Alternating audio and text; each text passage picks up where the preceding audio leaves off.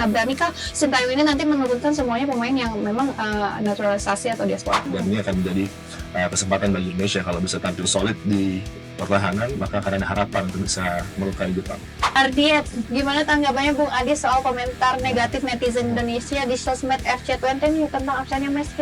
Ini parah loh Pak. Ya, Twente sebagai klub sepak bola profesional yang membayar wages dari Messi Hers, tentunya tidak bisa dipungkiri walaupun mau dikatakan modern delivery atau apa, mereka profesional football players yang harus tampil untuk bosnya, untuk klubnya gitu kan. Sama seperti misalnya di pabrik, maka sang pekerja pabrik kalaupun harus ada extra hours ataupun dipaksa untuk kerja, mereka harus melakukannya. Kalau tidak kan akan mendapatkan sanksi atau hukuman dari klub yang mempekerjakan, yang membayar wages yang begitu tinggi gitu kan. Dan memang ini menjadi pilihan yang cukup sulit.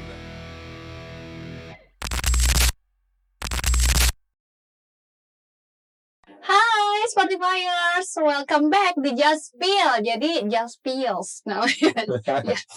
Welcome back sama Kartika Miliana dan juga Kak Dia nih pastinya. Hari ini kita bakal ngomongin tentang preview timnas Jepang versus Indonesia versus Jepang dong. Tapi sebelumnya congrats dulu, aku semangat banget dan juga senang banget Kak. Timnas futsal kita menang Asian Championship ya 2024. Itu keren banget dong. Kakak ulas sedikit dong Kak. Iya, luar biasa sejak group stage sampai ke partai final tanpa merasakan kekalahan, sapu bersih dengan penampilan impresif, terutama di semifinal yang paling luar biasa mengalahkan Thailand 5-1 gitu kan, dengan cara yang sensasional, penuh dengan determinasi dan sangat perfect ya game plan dari Hector Soto yang membuat tentunya para pemain bisa paham betul apa yang diinginkan, dan memang dari transisi menjadi kekuatan dari pasukan Garuda saat menghadapi Thailand ya. Dan luar biasanya ada gol-gol penting yang terjadi kala Thailand coba untuk menciptakan gol, justru mereka mendapatkan kendala ketika ada serangan-serangan yang begitu impresif, yang begitu cepat dari Evan Somalina, M. Iqbal tampil juga fantastis, Rio Pangestu juga sama, semuanya menjadi pemain yang tampil extraordinary di laga menghadapi Thailand, kemudian juga berlanjut di final. Dan saya pikir sangat baik kalau kita melihat bagaimana pemain terbaik sepanjang turnamen mungkin bisa jatuh kepada versi saya adalah Firman Ardiansyah ya, pemain terbaik bagi Indonesia. Dan kita lihat bagaimana Wendy Brihan juga yang menjadi MVP selalu saja menemukan momen-momen yang penting ketika harus menciptakan gol, dia mampu melakukannya, dan ketika harus defending dengan baik, para pemain semua berkorban, dan kita lihat bagaimana hasilnya begitu fantastis, dan akhirnya bisa menjadi kampiun setelah cukup lama ya, 1 dekade lebih. Iya, mengalahkan dominasi Thailand loh kita. Akhirnya, karena kan sebelumnya kan Thailand 17 turnamen, 16 kali menang. 1 kali hanya Indonesia yang bisa juara, dan kali ini 2 kali Indonesia bisa meraih juara dengan cara yang saya pikir nggak ngaruh ya, walaupun Thailandnya nggak menurunkan tim terbaik. Dan juga Vietnam di final berupaya untuk tampil mungkin sedikit kotor, tapi kita bisa tenang, dan ini kemampuan mentality yang juga luar biasa yang dipertunjukkan para pemain, dan juga salut pada kiper kita Habibie yang juga luar biasa ya. Iya, nanti akan menular nampaknya ke timnas kita nih. Kita udah akan sebentar lagi ya. Pas lagi tapping ini 2 hari lagi menuju ke Adi siaran di sana. Dan akhirnya mereka udah makan malam bersama juga. Mungkin ada selebrasi sedikit di tim hotel, di mana ada apresiasi untuk tim futsal bersama dengan tim senior sepak bola kita, dan harapannya ini bisa membuat semangatnya menular, dan juga ada perbincangan tentang experience yang dialami oleh para pemain berlaga di Nakora Jasima ya. Iya, tapi lawan kita Jepang nih Kak, yang se-ASEAN tuh ya, dia nggak lain Jerman lah, Spanyol, sekarang mau lawan kita gitu. Nah, kira-kira yang kalau tadi Kakak bilang lapisan ke 1 atau 2-nya timnas futsal nggak ngaruh, tapi kalau kita gimana? Beranikah Sintayong ini nanti menurunkan semuanya pemain yang memang naturalisasi atau diaspora? Iya, pasti akan menjadi approach yang dilakukan, yang terbaik yang akan tampil. Mungkin masih ada beberapa nama yang punya kesempatan untuk bisa berlaga di tim utama seperti misalnya Witan, ada juga Marcelo Ferdinand, Rizky Ridho, akan dicampur dengan para pemain Indonesia diaspora yang akan berjuang di lapangan. Tidak peduli siapa yang tampil, asal bisa memberikan aksi terbaik, dan dalam keadaan fit tentunya akan dipasang oleh Sintayong. Nah, kalau Walaupun lawannya Jepang ya. itu. Nah, dengan adanya Kevin Dix, ini kan yang jadi pertanyaan di media. Jadi apa nih, dia bakalan main di center back atau di mana gitu posisinya? Bisa jadi di 3 center back ataupun juga di wing back, tergantung nanti Sinteyong akan mempercayakan kepada siapa. Kalau kita melihat dengan tidak adanya Max Hummels, berpotensi juga sebenarnya Dix tampil di center back sebelah kanan ya.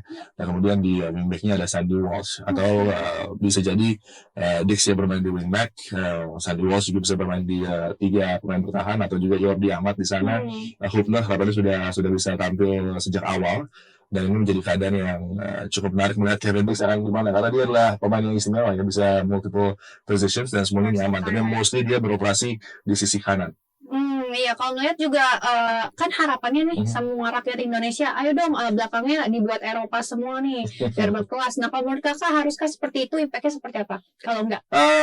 Kualitas di pertahanan, saya selalu katakan sudah top 5 di Asia dengan adisi dari Hummels, Kevin Dix, ada juga Rido, pemain yang begitu konsisten juga. Jadi either itu Jordi Amat, Hubner, Jay Itzes, Rido, Kevin Dix, Sandy Walsh, ataupun Sayuri bersaudara, semuanya punya kesempatan, punya kualitas yang relatif setara semua, dan ini membuat keadaannya cukup nyaman sebenarnya bagi Sinteyong untuk bisa memilih siapa yang akan tampil, karena mereka semua sudah tahu dengan sistem dan pattern yang akan ditampilkan oleh Sinteyong dalam laga-laga, terutama menghadapi tim seperti Jepang. Dan juga ada memori yang belum lama kan, di bulan Januari yang lalu menghadapi Jepang di Piala Asia, tentunya kan begitu segar diingatan, dan kita juga bahkan mampu menciptakan 1 gol ya dari Sandy Walsh. Jadi banyak kesempatan asal di awal tidak ada kesalahan dan menjaga terus konsentrasi, seperti tidak lagi mengulangi kesalahan di Piala Asia ya. Iya, tapi kan kalau ngelihat kemarin-kemarin si Jepang pasti mainnya ofensif banget, maksa kita buat bertahan. Nah, itu gimana Pak kita? Ya pasti kita akan memperkuat soliditas pertahanan, dan yang terpenting adalah kalau kita melihat tim Korea Republic misalnya yang mampu mengalahkan Jerman dengan pelatih Sinteyong, midfield activity-nya luar biasa, dan ini adalah peran yang akan dijalankan oleh Tom Hai, oleh Nathan Cho yang akan ada di sana. Jenner absen, oleh karenanya ini akan menjadi satu kesempatan bagi Nathan Cho untuk bisa aktif menutup space yang akan tercipta di lapangan tengah yang coba dieksploitasi para pemain Jepang, baik itu dari area sentral mereka akan coba create overload, pun juga dengan kesempatan triangles di sisi flank yang akan membuat baik Nathan Cho, Tom Hai juga akan bergerak sebagai double pivot, ini akan sedikit melebar membantu double up di sektor wingback ya, baik kanan maupun kiri. Iya, selama ini kan kita cuma bisa mengira-ngira siapa yang bakal diturunkan kan Kak. Nah, kalau menurut kakak harusnya kayak gimana? Pure dari kakak harusnya. Iya. Ya, kalau tidak ada Jenner, maka tentunya Nathan Cho akan tampil di sana. Bisa juga Jordi Amat kalau ada kejutan dari Sinteyong bersama dengan Tom Hai. Yang terpenting adalah Tom Hai akan tampil, siapa pendampingnya masih bisa diperebutkan posisi itu dengan beberapa pemain. Tapi saya berpikir kalau tadi harus ada fluiditas dari pergerakan midfield, kemudian juga harus ada aksi-aksi yang sangat cepat ya untuk mengcover space, dan juga kesempatan untuk bisa memarking para pemain dari Jepang. Saya pikir Nathan Cho punya energi, Nathan Cho punya stamina, Nathan Cho juga kita tahu pemain yang begitu leluasa bergerak baik di midfield maupun juga membantu pertahanan. Dan ketika coba counter pun umpan-umpannya bisa dimanfaatkan ya. Selain itu umpan dari Hubner yang juga sangat piawai untuk bisa langsung memberikan umpan direct menuju arah bangun maupun juga profile strike. Oh, oke, ketahuan tuh depannya baru bawa ya. Menurut kakak pasti itu berarti kan. Nah, ini kan kalau ngelihat Jepang sebenarnya kayak nggak ada celah sama sekali Kak, transisinya semuanya perfect lah, setiap lini juga perfect. Tapi kita harus melihat di pertandingan terakhir di kalau berhadapan dengan Australia di Saitama, Jepang kalau di Piala Asia tidak mempertunjukkan performa yang impresif.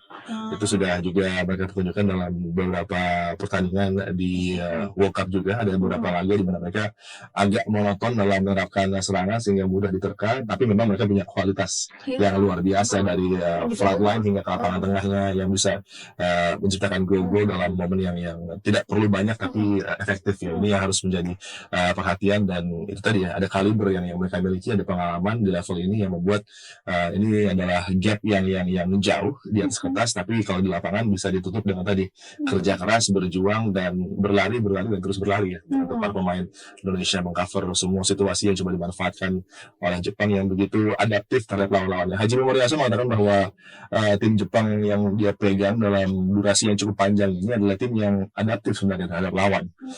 Kita tahu di results World Cup Qatar dengan tim-tim yang hebat di atas mereka bisa mendapatkan result dengan menampilkan approach yang solid defensively, tapi ketika counter pun begitu dahsyat gitu kan. Mereka punya Kaoru Mitoma, Junya Ito, pemain-pemain yang tentunya beredar di klub top Eropa yang sudah punya experience dan begitu piawai memanfaatkan situasi di lapangan, tidak peduli home maupun away. Dan kalau dari sisi pertahanan kita dengan dua backline ini yang harus benar-benar fokus, bisa belajar dari Australia bagaimana mereka benar-benar membuat frustrasi, tidak ada bola-bola yang terlalu mengancam menuju gawang dari Joe Gauchi ya kalau itu. Dan ini akan menjadi kesempatan bagi Indonesia kalau bisa tampil solid di pertahanan, maka akan ada harapan untuk bisa melukai Jepang.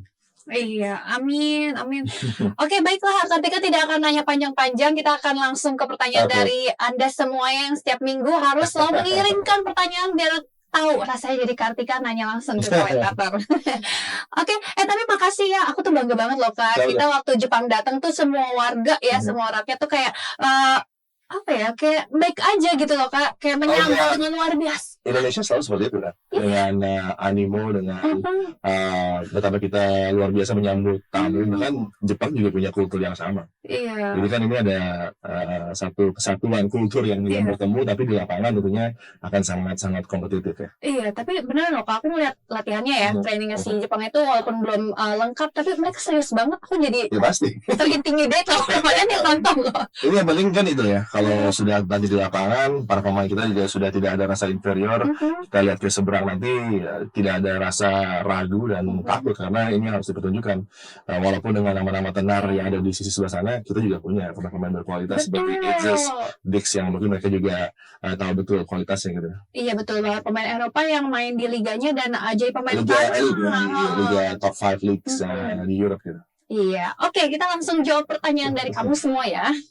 Next, yang pertama ada siapa? Ada Bledek Diki. Menurut Bung Adi, dengan absennya Mes, Kevin Dix akan dipasang sebagai salah satu dari 3 CB atau dia akan menjadi RWB dan tetap mempercayakan pada posisi RCB kepada Rizky Ridho yang tampil bagus bersama Persija ya nih? Ya, ini menjadi yang sudah pasti Kevin Dix akan tampil sejak awal seperti itu. Dan di mana dia akan tampil, most likely ada di 3 pemain defender sentral Indonesia yang di sisi kanan, ataupun bisa jadi Sandy Walsh off the bench mungkin, dan Dix ada di sana. Ridho bisa main di kanan maupun di kiri maupun di tengah, semuanya dia bisa gitu kan. Jadi melihat form dari Ridho yang konsisten dan bagi tim ya domestically. Kemudian juga ketika dia ditampilkan menghadapi Tiongkok juga punya satu respons yang baik, walaupun dicanangkan dia bisa memberikan impact yang membuat penampilan pertahanan kita menjadi lebih solid. Jadi Rizky Ridho tetap dalam setiap pertandingan in with a shout untuk masuk sebagai starter, tapi kalau kita lihat keadaannya, experience di level elite Eropa, kemudian bagaimana situasi nanti di lapangan dibutuhkan pemain-pemain yang mungkin punya experience lebih ini, saya pikir Sandy Walsh di right wing back, kemudian Kevin Dix akan menjadi 3 central defenders yang ada di sisi kanan nih. Iya, Sandy Walsh kan terakhir juga sempat ngegolin ke Jepang juga. Iya, di Piala Asia. Itu dia. Semoga terjawab ya Bledek. Dan selanjutnya ada siapa lagi? Next. Ardiet, gimana tanggapannya Bung Adi soal komentar negatif netizen Indonesia di sosmed FC20 nih tentang absennya Mes Hillers? Ini parah loh Pak. Ya, Twente sebagai klub sepak bola profesional yang membayar wages dari Mes Hillers, tentunya tidak bisa dipungkiri, walaupun mau dikatakan modern slavery atau apa, mereka professional football players yang harus tampil untuk bosnya, untuk klubnya gitu kan. Sama seperti misalnya di pabrik, maka sama pekerja pabrik, kalaupun harus ada extra hours ataupun dipaksa untuk kerja, mereka harus melakukannya. Kalau tidak kan akan mendapatkan sanksi atau hukuman dari klub yang mempekerjakan, yang membayar wages yang begitu tinggi gitu kan. Dan memang ini menjadi pilihan yang cukup sulit, dan club versus country road bukan yang pertama, sudah dekade demi dekade berlalu dan ini terjadi terus. Bahkan yang kalau dulu kita tahu Arsene Wenger yang paling banyak bersuara tentang national team dan bagaimana international break ini timingnya kerap kali tidak tepat, ya itu memang betul. Dan kalender konyol ini kan terus sudah berlangsung cukup lama kan. Seperti misalnya kalau kita lihat awal dari season di Premier League misalnya, baru 2 pertandingan kemudian ada break. Itu kan tidak ideal bagi klub gitu kan, untuk bisa mendapatkan momentum untuk bisa mendapatkan ritme bermain yang tepat, kemudian pemain harus travel dalam durasi yang cukup panjang. Jadi untuk klub memang international break sangat mengganggu, dan bahkan ini potensinya dalam laga-laga yang tidak berpengaruh, seperti misalnya tim-tim ada Inggris, ada Italia dalam laga-laga di Nations League yang terkadang juga tidak penting gitu kan, karena lawan-lawan yang dihadapi juga jauh di bawah dan tidak ada impact yang signifikan. Glorified friendlies kalau banyak yang mengatakan kan, dengan ya tadi durasi travel yang tidak ideal, dan tim membutuhkan para pemain ini fit karena menuju ke scheduling yang sangat rapat juga di bulan Desember, Januari kan. Kita tahu bagaimana di Christmas schedule ini begitu hektik untuk tim-tim yang beredar di top elite league top 5 di Eropa gitu kan. Jadi memang ini kendala yang cukup berat. Mace yang sempat cedera dan hamstring, tapi kemudian menghadapi Ajax Amsterdam, dan kita tahu kan kalau di Eredivisie, kalau lawan PSV, kalau lawan Ajax Amsterdam, Feyenoord, maka tim-tim seperti Twente akan sangat berambisi untuk bisa meraih kemenangan.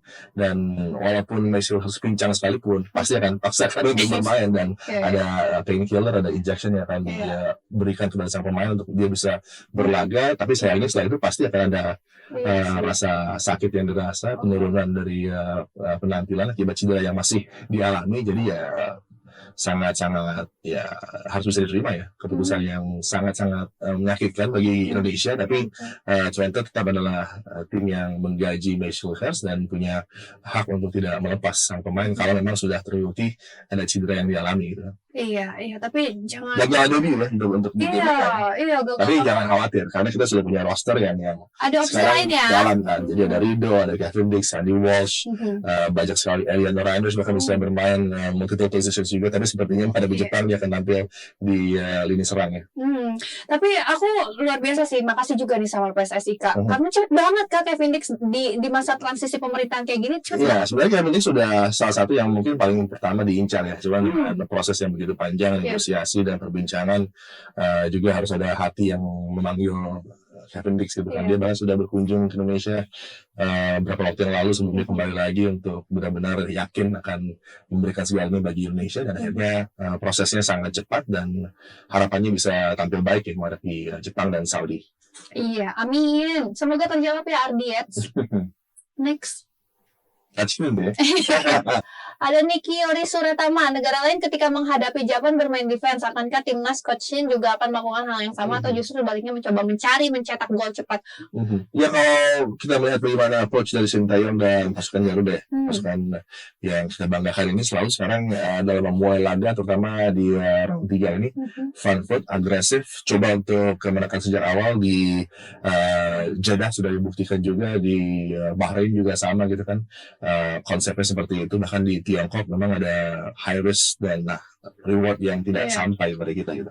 Ketika rewardnya tidak datang dengan gol yang harusnya didapat, kemudian risknya adalah dengan transisi cepat 2 kali peluang berujung petaka gitu. Ini terjadi dengan Jepang di Saitama ketika mereka double digit attempts tapi Australia hanya 1, dan 1 itu berujung jadi OG bagi keuntungan Australia gitu kan.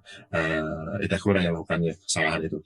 Jadi ini adalah pembelajaran juga bagi Jepang yang hampir sama dengan Indonesia, full pertandingannya mendominasi tapi tidak dengan hasil yang baik. Jepang hanya ada 1 gol, ataupun juga Cameron Burgess dengan OG juga, sedangkan Indonesia berkali-kali menekan tapi tidak bisa menemukan cara membobol gawang dari Tiongkok. Jadi ini akan menjadi hal yang menarik kita saksikan sejak awal laga, karena sepertinya Sintayong akan coba agresif di 15 menit awal, tapi kemudian akan melihat situasi kalau belum ada gol tercipta, maka seperti biasa akan revert ke defense yang menjadi andalan dari Sintayong, yang tentunya akan coba mengempur dengan counter attacking yang lugas dan tangkas ya untuk bisa melukai Jepang. Yang terpenting adalah kerja keras di lapangan tengah. Bagaimana tanpa bola nanti mereka akan bergerak, karena kan mostly possession akan dipegang oleh Jepang, dan ini menjadi kesempatan bagi tadi ya Natancho, bagi Verdong misalnya di sisi kiri, kemudian juga Tom Hai yang akan berjuang luar biasa tanpa bola untuk menutup situasi-situasi yang akan berujung dengan kesempatan. Harapannya bisa dinetralisir, kemudian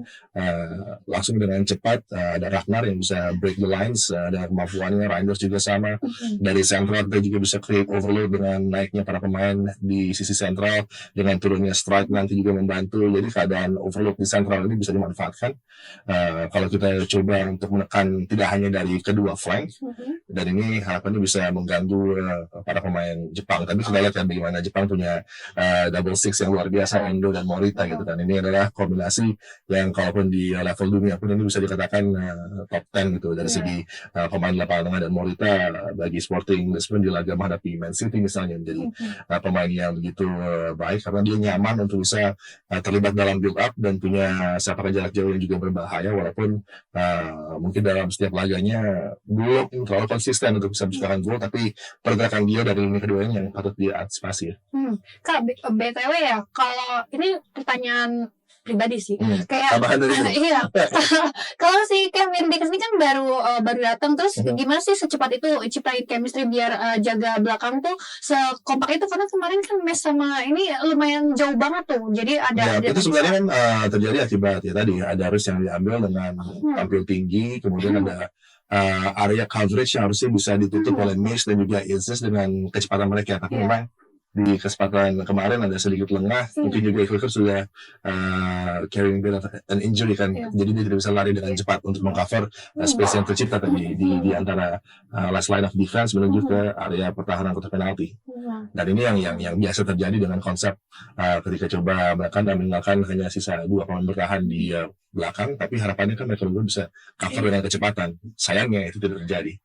Jadi dengan Kevin Dix memang waktu bukan menjadi kawan ya dari Kevin Dix untuk bisa dengan cepat adaptasi dengan para pemain untuk tampil nyaman, tapi kan dia sudah punya pengalaman yang bukan main-main gitu kan. Jadi ketika di lapangan tentunya experience ini akan membantu dan para pemain akan diupayakan tepat mengerti apa yang dibutuhkan kerjasama antara Kevin Dix misalnya dengan Tom Haye, dengan Ragnar di sisi depan dengan strike, dan bagaimana kerjasama dia dengan Sandy Walsh kah di sisi kanan, ataupun kebalikannya nanti Walsh yang ada di 3 center back ya, Kevin Dix di kanan, atau mungkin Jordi Amat. Semuanya akan dengan cepat dicari solusi agar mereka tampil nyaman, dan memang waktu 3 hari belum cukup ya untuk bisa mempertunjukkan hasil terbaik, tapi tadi dengan experience Kevin Dix adalah pemain yang bisa harapannya cepat adaptif dengan squad ini. Iya, soalnya kalau ngelihat rekornya dari Sin kan datang main gitu loh, kayak Dix main. Ya dibutuhkan karena kan ini menghadapi tim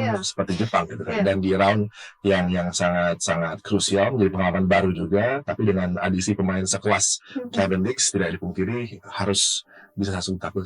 Idealnya sih kan ya mungkin dengan training session 4-5 hari terus baru ada friendly match, kemudian baru pertandingan gitu kan. Tapi kan nggak bisa karena turnaround laganya sangat cepat di dalam kompetisi menuju ke World Cup ini kan di round ketiga. Aku percaya sih IQ gaming dia nggak kayak aku yang sebenarnya harus nyari. Football IQ dari para pemain kita kan udah biasa. Iya.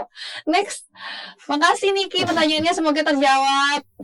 Ada Laras Rasmawa, izin tanya Bung, bagaimana tanggapan Bu Adi terkait pro kontranya pemain keturunan, apalagi sekarang ada rumor para pemain keturunan akan ditambah lagi. Lalu seandainya kalau Bung Adi jadi STY, apakah Bung Adi akan terus berburu pemain luar untuk dinaturalisasi atau belusukan ke pelosok Indonesia mencari talenta berbakat?